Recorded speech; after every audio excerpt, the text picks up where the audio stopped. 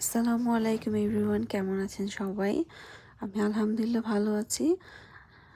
সবাইকে ঈদ মোবারক। আমি আমার কিছু ঈদের প্রিপারেশন আজকে জাস্ট ভিডিওতে দেখাবো যে কি করলাম। এই যে আমি একটা পাকিস্তানি সেমাইয়ের জন্য মিল্কটা বয়েল করে নিচ্ছিলাম।